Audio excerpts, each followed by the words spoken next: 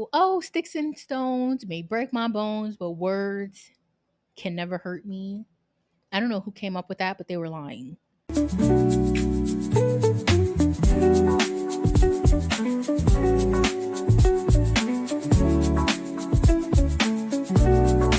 Welcome back to Unfiltered Yaps. If this is your first time, thank you so much for joining me. This is the podcast where we show up for ourselves and for each other. I'm your host, Shanae, and as always, we're going to keep it honest, we're going to keep it messy, and we're going to keep it real.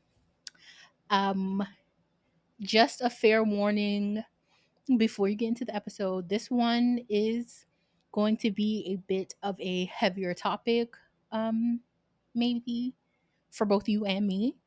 Um, if you at any time find yourself triggered or uncomfortable while you're listening, please take time away from the episode. Skip it if you need to.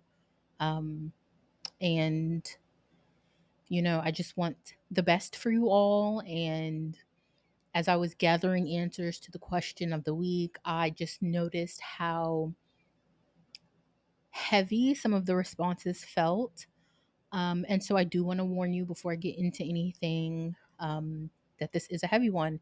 It's going to be heavy for me. And yeah. So, with that said, today we are talking about body image. And it's such a complicated topic, such a messy topic.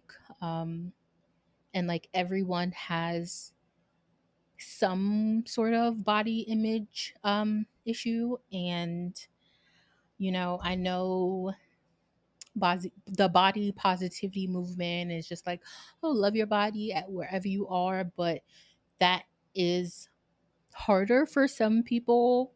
Um, and yeah, I wanted to talk about this because it's real. And um, I don't know. I hope you guys get something out of it.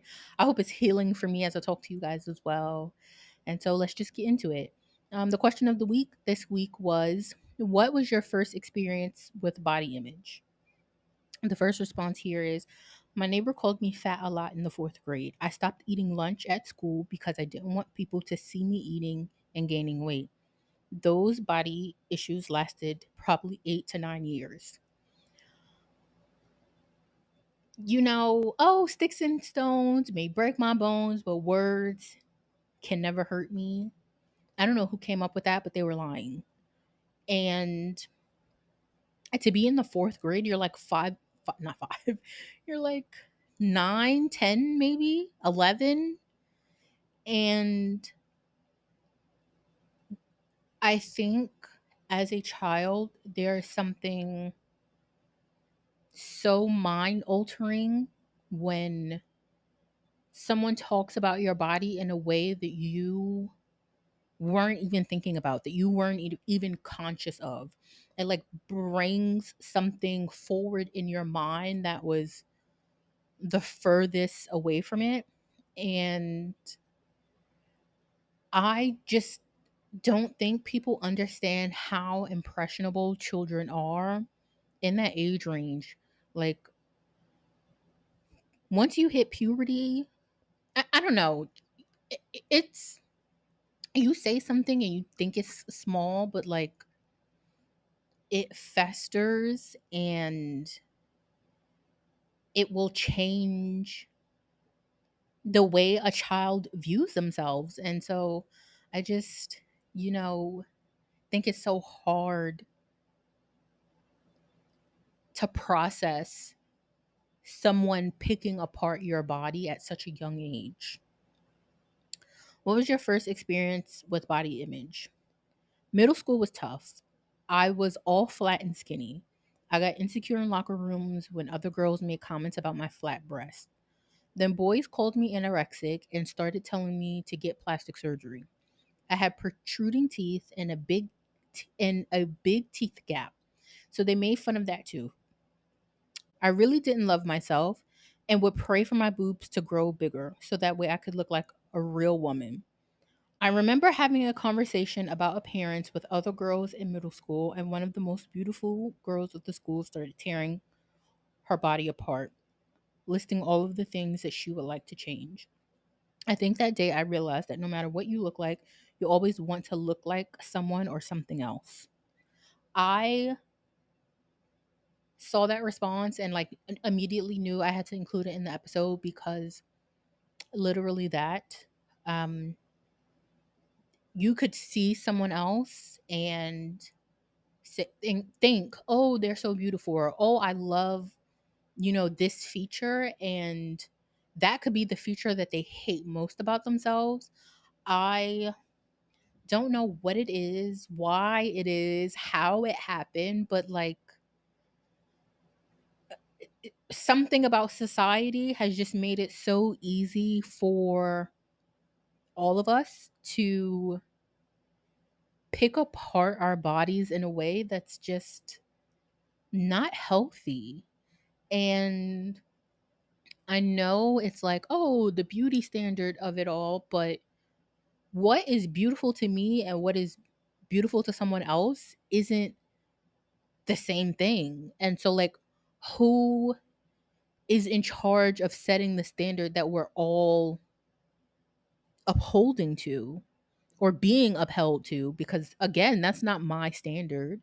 And so I thought this person, even in middle school, realizing that, like, the same thing that they were doing to themselves about their bodies, someone that they admired was doing to themselves, was like not comforting, but was awakening for them to see like it's not just a me thing. Like this is happening to someone who I would think wouldn't be doing this to themselves. And so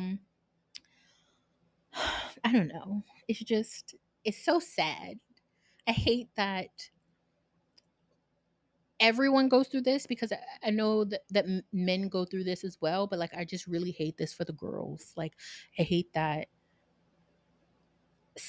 some wave in the brain just makes women do this to themselves. The next response here is my mom would remark about how having long hair made me and my sisters look like witches or demons. She would also randomly come around and poke or pinch our bellies and remark on how we were fat and chubby. She still does it actually. I don't remember how young I was. It's been going on my whole life. It's taken a lot of time to not consciously think of myself as fat and disgusting, even though I know that I'm not. I still think of myself like that often. I feel like body image stuff hurts when your peers do it, but it hurts so much more when it's a family member because these people are supposed to love you unconditionally, and you pointing out what you think my flaw is so disheartening because again, especially as a child, I'm not thinking about those things at all. And so why would you point that out to me? Why would you be the first person to bring something like that to my attention? And also, this one in particular, like having long hair, you're my parent. You should be making sure I'm groomed. And not that there is a problem with long hair, but if there was, take care of it. Like, do something about it because I'm a child and I can't. Um, What was your first experience with body image issues? When I was 9, I got teased for being tall and lanky with a long neck. They called me a giraffe. I was afraid to wear my hair up until I was in my early 20s. Jokes on them. I got a lot of compliments on being so tall and slim once I grew into it. I included this response simply for the once I grew into it part because I think that's another one of the biggest problems when it comes to body image issues, especially because I, from this thread alone, noticed that it's happening so much in childhood. You are a child, you are growing, you are not at the point where you're done growing. And so many things are going to change about your height, your weight, you know, everything. And so, like, I feel like especially today's kids, because of social media, like you are not who you are going to be mentally, physically, emotionally, and you're holding yourself to such a standard that like is going to mean nothing or could mean absolutely nothing 10 years from now. My mom would tell me at age 12 to 14, I was fat all the time. She would brag about being 110 pounds and 5'7" in middle school and high school. I was barely 5'5" and 120 pounds. First of all, weight and height are like so two people could weigh the same amount and be two different heights, or be the same height and hold weight differently. Like there's so many factors that go into how physically someone presents. And again, to have a family member pointing this out to you at such a pivotal time, like hormones and puberty, and there's so much happening, so many chemical reactions, and like this is what you choose to focus on. I don't know, it's just so disheartening. And it's just like, what was the reason for you doing that? Like, how did that help me? How did that help you? I don't know. Like, just do better. Do better. Um, what was your first experience with body image issues? Being told I should get bangs to hide my cystic acne in the second grade. I am not laughing because it's funny. Just the irony of it all. Like, again, the same point that I was just making. Like, second grade, I was 9, maybe, I think. I don't know. And if I had acne, you would not like, oh, that's puberty. That's just what happens. That is just what your body is supposed to do at this time.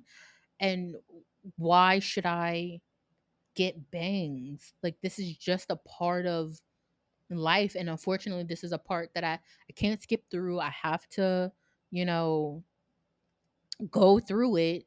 And you're just putting this pressure on a child to again hit a certain standard that who said it? Who can, like, please someone find that person because I want to throw hands. Like, who? It's nobody's business, especially for someone that fucking young. Um I've always been taller and bigger than other people my age, not fat, just larger than everyone else in comparison. People have called me big, huge, or scary since elementary school. And just to put some salt on the wound, I had two older sisters that were always skinnier and prettier than me. And people weren't afraid to tell me about that. Even my boyfriend, sophomore year, a fucking jerk. I wish people would teach their kids not to be shitty and abrasive. That seems like one of the first things you should teach a child. Nobody is the same as everyone else, so don't make anyone feel bad for being different. And that response hit the nail on the head because that's where it starts. But from seeing these responses alone, it seems like adults were also contributing. And like, again, why? And I think we see examples of that in pop culture all the time. Like, what's coming to my mind right now is like the whole discourse when Blue Ivy was young, about people talking about her hair and talking about Beyonce's motherhood because of her child's hair, but like her child was being a child. And, like, do you think that her hair was never being combed? Like, she's natural, she's a child, she's running around. Like, that is what hair looks like. And so I just I don't know, like we should just all be kinder to each other. We should all be nicer to each other because I think there's a difference between being like, "Hey, I'm not attracted to you physically, but I don't have to berate you or your body because I'm not physically attracted to you. It doesn't lower your value as a person for me not to be attracted to you. And I think that's a part of the problem. People associate your value based on how they feel about how you look. And like, that's not fair because beauty literally is in the eye of the beholder. Like, someone that there are celebrities that I'm like, oh, I love this, celebrity person. I think they're so attractive. And I say that to someone else and they're like, oh, I'm not really attracted to that person, or that person's not my cup of tea, or, whatever. There is, I'm not going to say who. There's a celebrity that I have sent to my friends before. And I'm like, oh, I just love this man. And my friend was like, that man looks like a rat. And I'm like, girl, I don't see it. And if this man come save me today, right now, please come find me. And so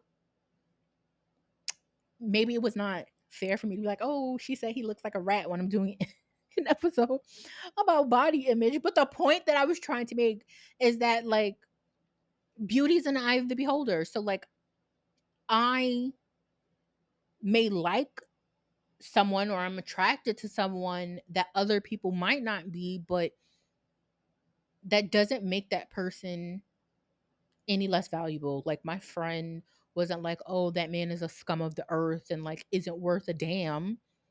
She just made a joke about how like she's not attracted to him because he reminds her of X thing. And then the last response here is pretty much as soon as I started going to school, so first or second grade, kids made fun of me for having smaller Asian eyes. I went to a mostly white school. It went on for most of elementary school and definitely took a while for me to get over it. I included that response as well because I feel like I think all of these answers show the breadth of what the scope of body image is, because this one thing was about hair, one thing was about eyes, one thing was about weight, one thing was about being flat chested. Again, it just shows that like we're being held to this imaginary standard of conventional attractiveness. um and as you guys know, I always pick a topic that is relevant to me in some way, or near to my heart. And I don't know why in particular I picked this topic. Not that like something had happened recently, but when I just sit sometimes and I think about like what is something that I could talk about that like goes with mental health, that like impacts the mental health. And this one came up and I sat with it for a while, and then I was like, okay, let me ask a question and see what kind of responses I get. I think because I know it's a heavy topic, and I think seeing a lot of the answers where people were like adults were saying things is really what made me pull the trigger and just like go for recording this episode. I resonated with those responses because my mom did that to me growing up. I was always tall. And when I say always tall, like I was never the line leader in elementary school because I was the last person in the line, because I was just always tall. And for me, it wasn't an issue. It was just like, okay, we're getting in line by height, and I'm the tallest person in the room. And so I have to stand in the back of the line. But it didn't, it didn't like, my peers at the time weren't like, "Oh my god, girl, like you so tall." Like, no, it was just, it is what it is. Like, I'm not thinking about that, and I don't think any of the kids I was in school with at the time was thinking about that. Like, it just was. And I don't know. I feel like my mom always like made me feel bad for being tall. She made me I was tall, and I was like, my face was always, I've always had a round face. Um always had like a little bit of a tummy. And I remember she made a comment to me once, something along the lines of like, whatever grade she was in was like the size clothes that she wore, because she basically was like upset that she needed to buy me new clothes or something. And then it made me feel bad because this isn't something I have control over. I'm already tall, I already have like weight on me, like I'm growing as I should as a child. But like, what do you want me to do about that? Just because I didn't follow this same formula as what it was that you followed. But then now as an adult, when I think about it, first of all, I couldn't even fucking tell you what size I wore when that conversation happened, because I'm 31. And you know, for at least for me, my memory don't work like that. And so now I'm just like, that was bullshit. And you were trying to make me feel bad because you had to be my parent and I was growing. I think as well, girl, that don't make no fucking sense. So you were in the eighth grade wearing a size eight. Okay, cool. Maybe that's reasonable. But then in the ninth grade, you were a size nine. And 10th grade, you were a size 10. Like, sizing does not work like that. And sure, maybe in the eighth grade, not that this conversation happened when I was in eighth grade. I'm just using this as an example. But like, sure, maybe in the eighth grade, you are wearing a size eight. And somewhere in high school, you kind of just stick with a size for a little bit. I'm not changing sizes so like, the point that I'm trying to make is when I look back on it now, this didn't make any fucking sense. And you were just trying to make me feel bad. And it's just like, why? Especially because as a teen, as a young adolescent child, so many other things are going on in my body that like I'm not used to, and you just want to beat me down for what? I She always used to make comments about my butt. I'm so self-conscious about my ass. I have no ass, and it's because of her that it is like a topic at the forefront of my mind. And it's just like, you also don't have any ass. So why would I have ass if you didn't have ass and you're my, like, that is how genetics work. And I don't know if it's like, I'm gonna reflect, and it probably is. That probably is has some root in that like, I'm insecure about this thing. And so I'm going to project that insecurity onto you. And the same thing with all these comments, like the adult telling this fourth grader that they were fat. And it's like, are you fat? Do you have weight on your body that you're not happy with? And you see a child that also has weight on their body. And so you're going to say something. And it's just like, for what? What purpose is that serving? I think another thing is like, my grandma, my mom's mom, and I know she meant this in an endearing way, but like, her nickname for me growing up was Miss Piggy. And why would you call me that? Like, in my mind, it was just a thing that she called me. But like, at the same time, there's like, Miss Piggy the character, or they associate like being fat with like eating like a pig.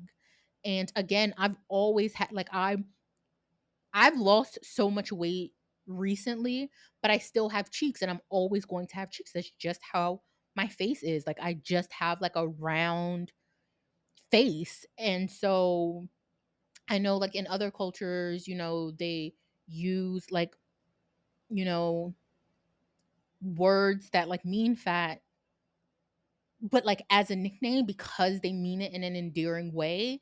And I don't think people pay attention to how that can affect you. Um because like, yes, it's a nickname, but like, of all the things to call me, why would you call me that? There is one person, my uncle used to call me a nickname growing up, and it was very much centered around like my weight. But I don't know that one. I'm just like, that's my uncle. That's like just how he like everybody he meets gets a nickname, and like he doesn't call me that anymore and hasn't called me that in years. He calls me something else. It's very much like depending on where you are in your life is what he's gonna call you. And so I that one I think felt more endearing then, especially because we've moved away from it. That like that was your childhood nickname. You aren't that person anymore. Like I'm seeing you grow into this other person, and like here we're gonna update the name based on where you are now, who you are today. Um, but like my grandma, my mom's mom, not that she still calls me Miss Piggy, but like still brings it up. Like when she reminisces about my childhood, like that is one of the things that she brings up. And it's just like, let's move away from that. I think now as an adult, I'm starting to learn and realize that like body image isn't just about my height. It isn't just about my weight. It isn't just about my hair. Um, it's also about how I feel, how I treat my body, um, how I show up for myself. And I think now I'm not gonna hold you. I'm not gonna be one of those people who are like, oh, um, you know, love yourself. Not to not love yourself at any size because you should.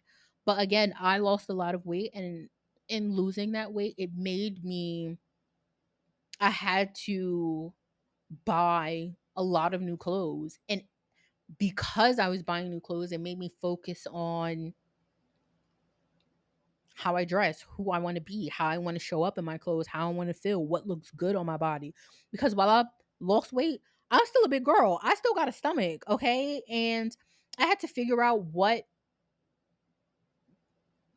me losing weight didn't change the shape of my body.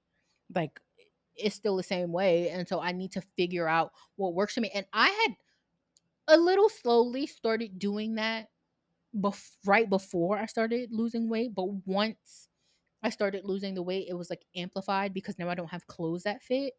And I started to feel really good in my body because I was thinking about the things I liked, what my style was, what colors I like, what colors I don't like. And I started doing my makeup again when I was like 18, 19. I used to work retail, my very first job. I used to go to work face beat, okay? Face beat. And I was like working a 4-hour shift. I would get up, put my makeup on, go work a 4-hour shift, and then go home. And in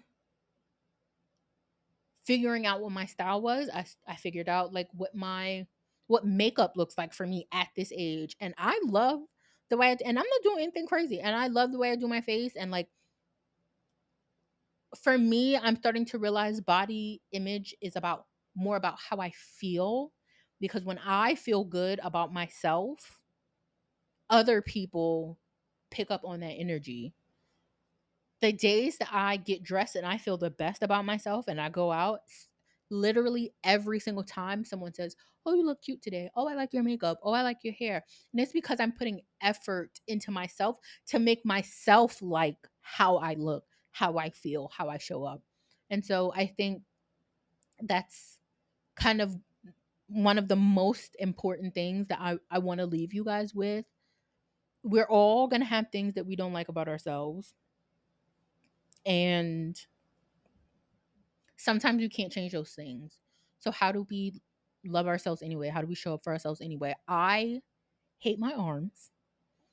And this summer, several times I wore shirts with no sleeves. I was just like, fuck it. It's summertime, it's hot. The shirt is cute. The fit is cute. And so fucking what? My arms is out. I still look cute. And I kind of just forgot about what the fuck my arms were doing. It was just like, these are the arms that I got. This is the fit I want to wear. I feel good about myself. And I'm not going to let my arms stop me from doing that. And like I said earlier, I know there's a lot of body positivity this and body positivity that, and love yourself at any size. And that's all nice and dandy. But I'm going to be honest, you don't have to force yourself to love any part of you, physically, if you aren't there yet. But I also don't want you to hate that part of yourself either. Being neutral about your body is okay as well. Again, the point I just made about my arms. I don't love my arms, but I love that fit that I put on, and it meant my arms had to be out. And so I think this summer learned to be neutral about my arms, because nobody is looking at my arms the way I'm looking at my arms. And so I had to just stop looking at them in that way. And I don't love my arms, but I can show up now with them out, because I know it doesn't take away from who I am as a person and how I feel about myself and how I'm showing up for myself. And honestly, it could be the simplest thing, you know, putting more effort into making yourself feel good about yourself. I, started accessorizing more, getting, earring, and I don't have no earrings on today, but having more earring choices to choose from, having different necklaces to choose from, having different like rings to choose from. I went back to getting my nails done. I used to get my nails done all the time, and then I stopped. And sometimes I would get them done, sometimes I wouldn't. But I look forward to getting my nails done, because it makes me feel good about myself. I look forward to getting my hair done, because it makes me feel good about myself. And that is what I want for everyone. Your worth is not tied to how you look, but your worth should come through in how you feel. And if you feel good and you feel worthy, fuck what everybody else got to say. Fuck the standard. Because again, if I figure out who made that standard, I'm putting hands, feet, and everything. I got elbows, everything, because we are so much more than acne. We're so much more than short or long hair. We're so much more than height. Those things, 9 times out of 10, we don't have control over. So are we going to allow ourselves to not live and enjoy life? Because I promise you, no one is thinking about those things as hard as you are. Um, and so no listener letter this episode. But if you would like to send a letter, please be sure to do so by emailing me at unfilteredyaps@gmail.com. I would love to hear from you guys. You can be anonymous if you want. It doesn't have to be in line with a topic that I'm talking about for the week, because you guys don't know what I'm talking about before you hear an episode. Um, and I just want to hear from you guys. It was really so heartwarming for me in the last episode to have gotten a letter, um, because it shows me that, like, this is touching someone somewhere. And I love that. I love the little community that I'm building with you all. And so please send your girl a letter. Talk to me about something, anything. I don't care what it is. I'm here to offer whatever advice I can, and to share with the rest of our community, to give advice to you as well. Um, the journal prompt this week is, what's one narrative I've been telling myself about my body that I'm ready to release? As always, I am going to respond to the journal prompt as well on my Substack. So please make sure to subscribe, so that way you can see the post. You get an email as soon as it's posted.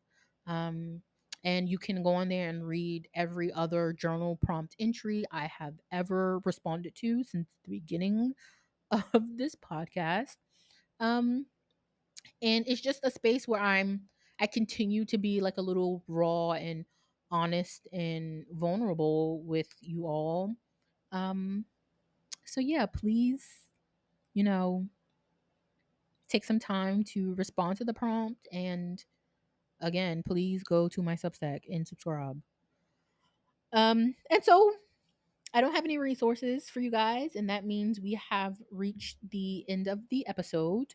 Thank you guys for yapping with me. I just love, love, love, love, love talking with you all so much. It really warms my heart. I love coming up with topics to talk about, and even when it's heavy, it's something someone somewhere needs to hear, and I'm here to share it. Please be sure to like, comment, subscribe. Wherever you are listening to this podcast, be sure to rate and follow and share this podcast with a friend, okay? Especially if I said something that you really enjoyed or thought was funny. Because I be making myself laugh. So I hope I'm making y'all laugh too. And by rating and subscribing, you guys help me get into the algorithms, and I need the algorithms to start algorithming so more people can find and join our little community here. Um, be sure to follow the podcast at Unfiltered Yaps on TikTok and Instagram. And if you want to follow me, my personal page is at Shanae's Got Yaps. And that was it. That was the episode. And I will see you guys again next Tuesday. Thank you so much for yapping with me. Bye.